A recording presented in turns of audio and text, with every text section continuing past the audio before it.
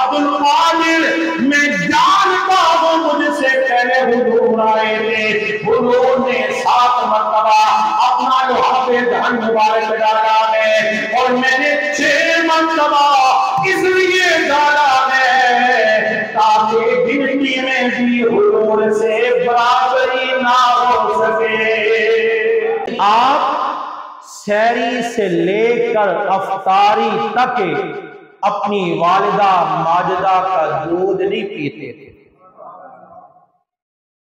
آتے ہی یہ اللہ نے آپ کو شان عطا فرمائی تھی، اللہ نے آپ کو مقام عطا فرمایا تھا کہ رمضان میں دنیا میں آئے لیکن سحری سے لے کر افطاری تک آپ دودھ نہیں پیتے تھے۔ اور پھر آپ کی والدہ ماجدہ فرماتی ہیں کہ جب اگلا سال آیا، کون سا سال آیا؟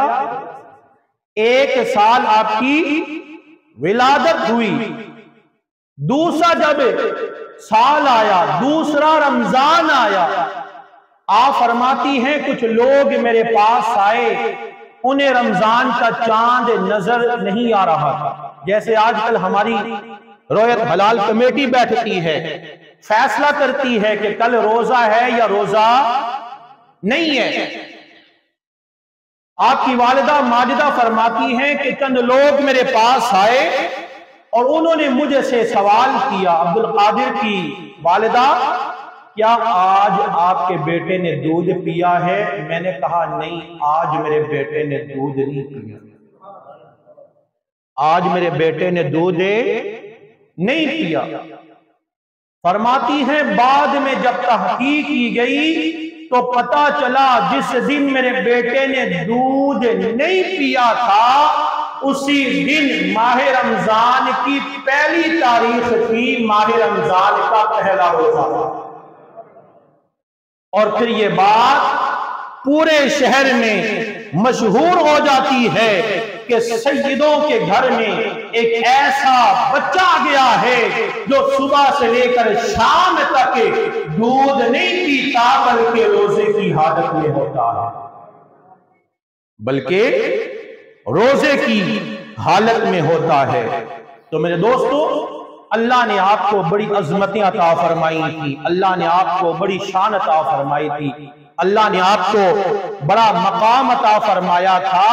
اور ایک بات اور سن لے، وہ کیا ہے کہ ابھی آپ کی ولادت نہیں ہوئی تھی، سینکڑوں سال پہلے ہی اللہ کے بندوں نے آپ کی آمد کی باتیں بتانا شروع کر دی کہ ایک اللہ کا ولی آئے گا جس کا نام عبد القادر ہوگا، اور وہ ولی بھی ہوگا، اور ولی کون سا ہوگا؟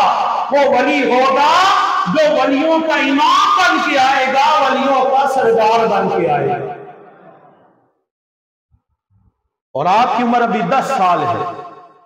کسی نے پوچھا اے حضور غوث پاک رضی اللہ تعالی عنہ، یہ تو بتائیں اللہ نے آپ کو بڑی شان عطا فرمائی ہے، اللہ نے آپ کو بڑا مقام عطا فرمایا ہے، آپ ولیوں کے امام ہیں، ولیوں کے سردار ہیں، یہ تو بتائیں آپ کو کب پتا چلا آپ اللہ کے ولی ہیں؟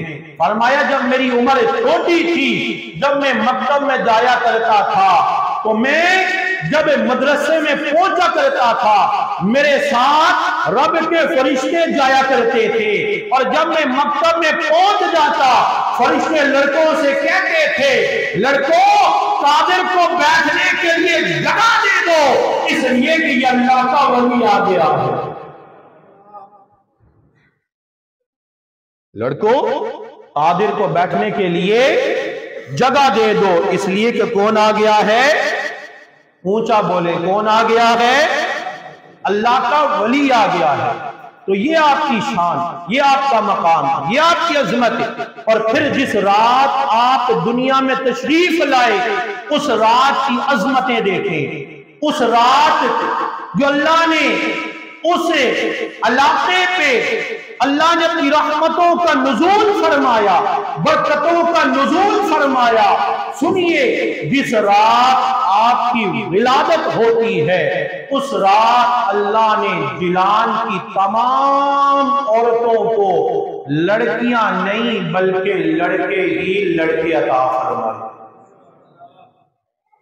جیلان کی لڑکیوں کو، جیلان کی عورتوں کو اللہ نے لڑکیاں نہیں بلکہ کیا کیے؟ لڑکے عطا فرمائے۔ اس رات جو بھی پیدا ہوا لڑکا پیدا ہوا، اور پیدا ہونے والوں کی تعداد کتنی تھی؟ 1100 تھی۔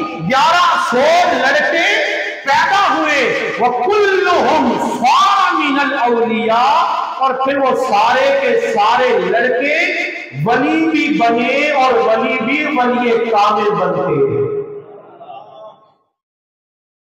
اور پھر جب آپ کی ولادت ہوتی ہے، آپ کے والد گرامی حضرت ابو صالح جنگی دوست رحمت اللہ علیہ آپ فرماتے ہیں جب میرا بیٹا اس دنیا میں آیا نا، اس رات مجھے حبیب کبریا، امام الانبیاء، بے کسوں کے کس، بے بسوں کے بس، بے سہاروں کے سہارا، بے چاروں کے چارہ، غریبوں کے حامی، یتیموں کے والی، احمد مجتبی محمد مصطفیٰ صلی اللہ علیہ وآلہ وسلم میرے سامنے آ جاتے ہیں۔ میں نے اپنی آنکھوں سے اپنے آقا کی زیارت کی، اور میرے آقا اکیلے نہیں ہیں، میرے آقا کے ساتھ صحابہ بھی موجود ہیں، میرے آقا کے ساتھ اولیاء کرام بھی موجود ہیں۔ اور آقا نے مجھے خوش ہو کر فرمایا، اے میرے غلام، اے ابو صالح، تجھے مبارک ہو، تجھے مبارک ہو، اس لیے کہ اللہ نے تجھے ایسا بیٹا عطا فرمایا ہے جس سے میں بھی محبت کرتا ہوں اور میرا رب بھی تیرے بیٹے سے پیار فرماتا ہے۔ اور فرمایا اس کی اولیاء میں، اقطاب میں ویسی ہی شان ہوگی جیسے نبیوں اور رسولوں میں میری شان ہے۔ اور پھر میرے آقا کے علاوہ جملہ انبیاء کرام علیہم السلام نے آپ کے والد گرامی کو مبارکباد پیش کی اور کہا، اے ابو صالح تجھے مبارک ہو، اللہ نے تجھے ایسا بیٹا عطا فرمایا ہے کہ جو ولی ہے، اور ولی بھی وہ ہے جو ولیوں کا امام بن کے آیا ہے، ولیوں کا سردار بن کے آیا ہے۔ یہ ہے آپ کی شان، آپ کی عظمت، آپ کا مقام، آپ کا مرتبہ۔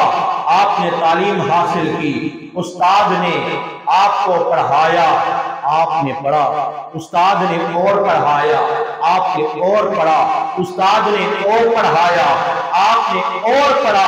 ایک وقت آیا اور پھر استاد نے کہا، بیٹا عبد القادر، جو میں نے پڑھانا تھا پڑھا دیا ہے، اب تم میری گدی پہ بیٹھ جاؤ، اب تم پڑھاؤ گے، تم سے لوگ پڑھا کریں گے۔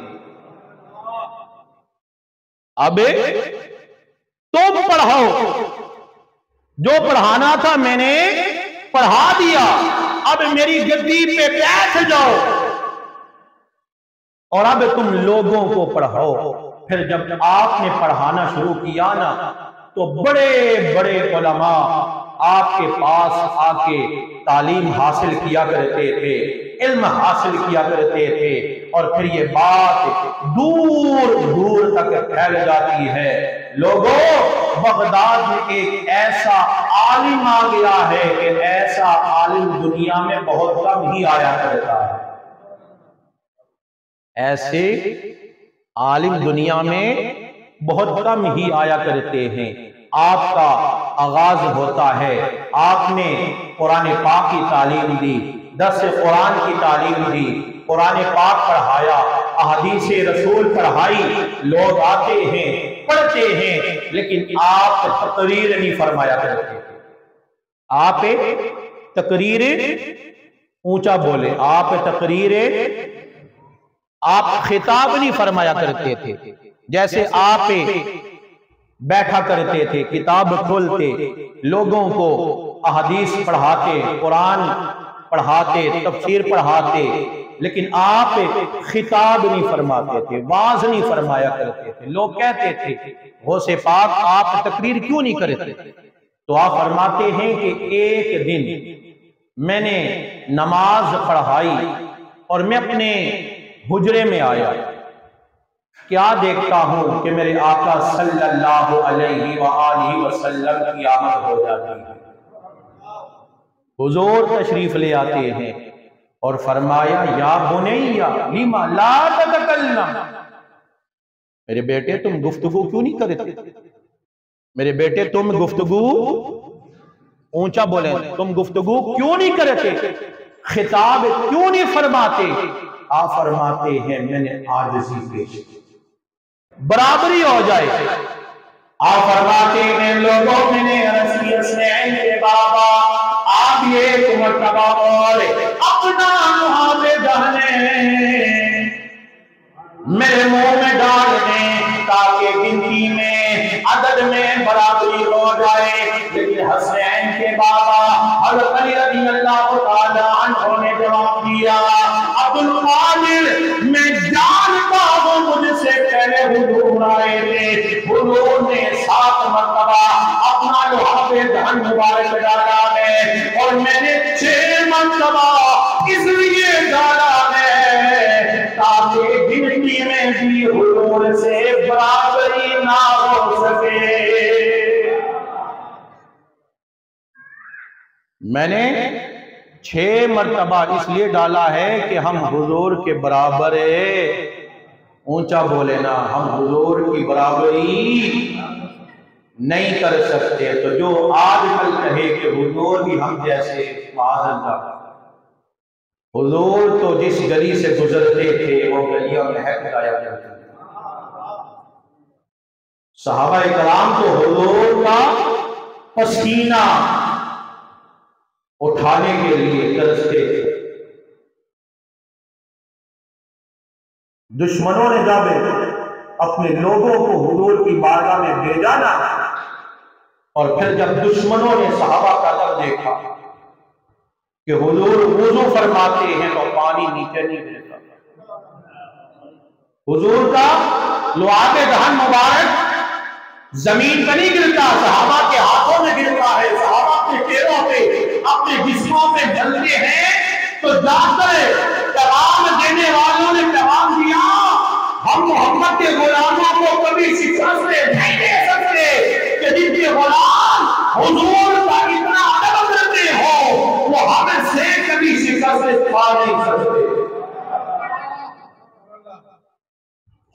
تو فرمایا اے میرے بیٹے مجھے پتا ہے لیکن ہم حضور کی برابری نہیں کر سکتے۔ انشاءاللہ آنے والے جمعے کو اسی سے آگے گفتگو ہوگی۔ سنت اللہ فرمائے وما علینا الا البلاغ۔